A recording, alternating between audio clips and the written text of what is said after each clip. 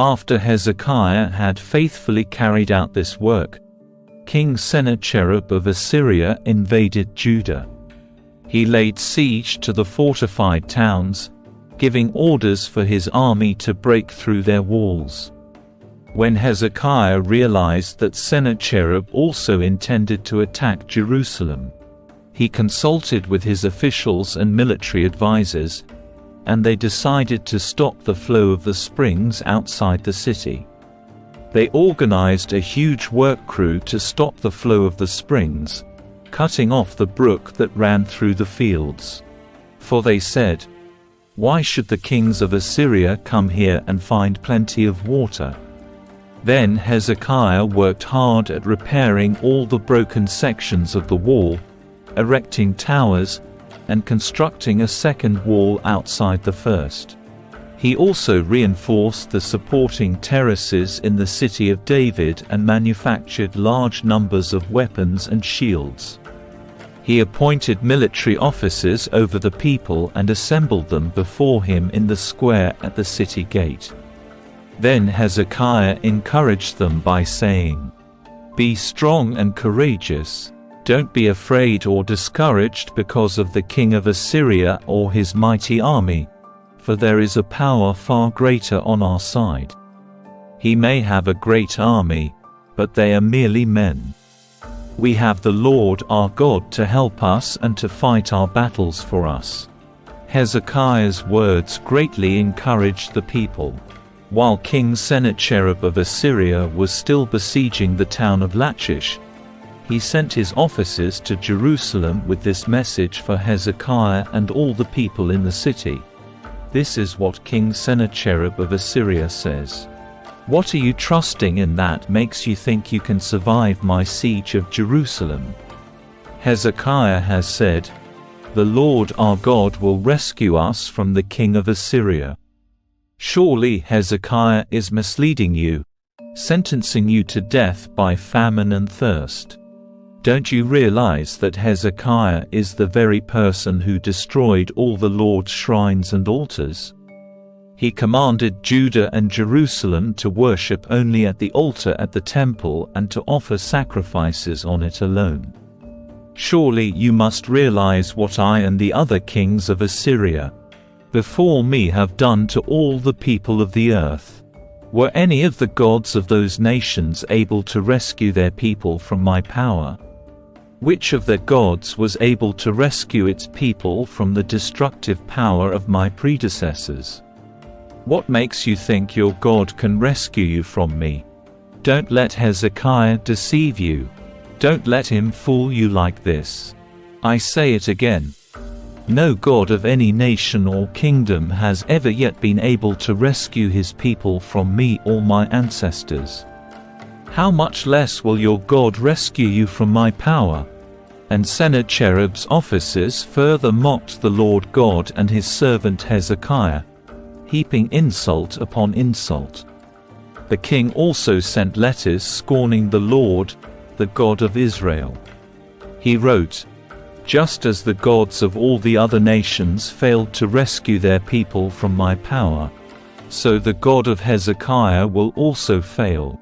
The Assyrian officials who brought the letters shouted this in Hebrew to the people gathered on the walls of the city, trying to terrify them so it would be easier to capture the city.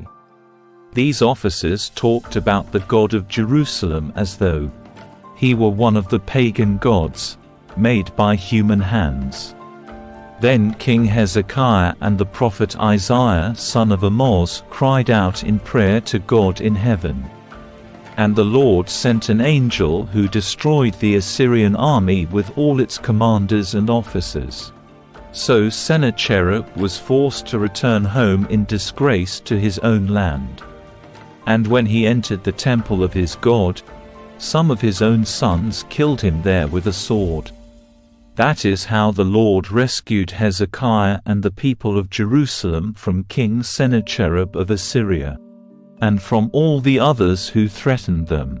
So there was peace throughout the land. From then on, King Hezekiah became highly respected among all the surrounding nations, and many gifts for the Lord arrived at Jerusalem, with valuable presents for King Hezekiah, too. About that time Hezekiah became deathly ill. He prayed to the Lord, who healed him and gave him a miraculous sign. But Hezekiah did not respond appropriately to the kindness shown him, and he became proud. So the Lord's anger came against him and against Judah and Jerusalem. Then Hezekiah humbled himself and repented of his pride, as did the people of Jerusalem. So the Lord's anger did not fall on them during Hezekiah's lifetime. Hezekiah was very wealthy and highly honored. He built special treasury buildings for his silver, gold, precious stones, and spices, and for his shields and other valuable items. He also constructed many storehouses for his grain, new wine, and olive oil, and he made many stalls for his cattle and pens for his flocks of sheep and goats. He built many towns and acquired vast flocks and herds, for God had given him great wealth. He blocked up the upper spring of Gihon and brought the water down through a tunnel to the west side of the city of David. And so he succeeded in everything he did. However, when ambassadors arrived from Babylon to ask about the remarkable events that had taken place in the land, God withdrew from Hezekiah in order to test him and to see what was really in his heart. The rest of the events in Hezekiah's reign and his acts of devotion are recorded in the vision of the prophet Isaiah son of Amoz, which is included in the book of the kings of Judah and Israel. When Hezekiah died, he was buried in the upper area of the royal cemetery, and all Judah and Jerusalem honored him at his death. And his son Manasseh became the next king. Manasseh was 12 years old when he became king, and he reigned in Jerusalem 55 years. He did what was evil in the Lord's sight, following the detestable practices of the pagan nations that the Lord had driven from the land ahead of the Israelites. He rebuilt the pagan shrines his father, Hezekiah, had broken down. He constructed altars for the images of Baal and set up Asherah poles. He also bowed before all the powers of the heavens and worshipped them. He built pagan altars in the temple of the Lord, the place where the Lord had said, "My name will remain in Jerusalem forever." He built these altars for all the powers of the heavens in both courtyards of the Lord's temple. Manasseh also sacrificed his own sons in the fire in the valley of Ben Hinnom. He practiced sorcery, divination, and witchcraft, and he consulted with mediums and psychics.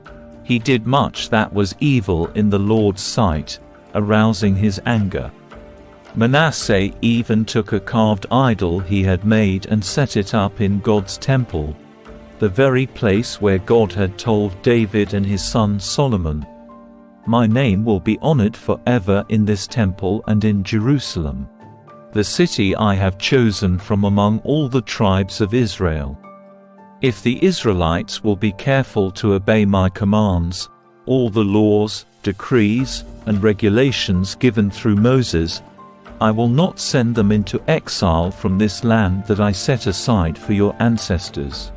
But Manasseh led the people of Judah and Jerusalem to do even more evil than the pagan nations that the Lord had destroyed when the people of Israel entered the land. The Lord spoke to Manasseh and his people, but they ignored all his warnings. So the Lord sent the commanders of the Assyrian armies, and they took Manasseh prisoner. They put a ring through his nose, bound him in bronze chains, and led him away to Babylon. But while in deep distress, Manasseh sought the Lord his God, and sincerely humbled himself before the God of his ancestors. And when he prayed, the Lord listened to him and was moved by his request. So the Lord brought Manasseh back to Jerusalem and to his kingdom. Then Manasseh finally realized that the Lord alone is God. After this, Manasseh rebuilt the outer wall of the city of David, from west of the Gihon spring in the Kidron Valley to the Fish Gate, and continuing around the hill of Ophel. He built the wall very high, and he stationed his military officers in all of the fortified towns of Judah. Manasseh also removed the foreign gods and the idol from the Lord's temple.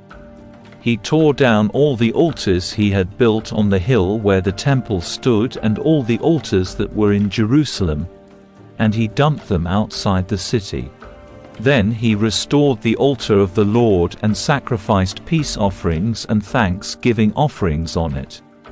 He also encouraged the people of Judah to worship the Lord, the God of Israel. However, the people still sacrificed at the pagan shrines, though only to the Lord their God.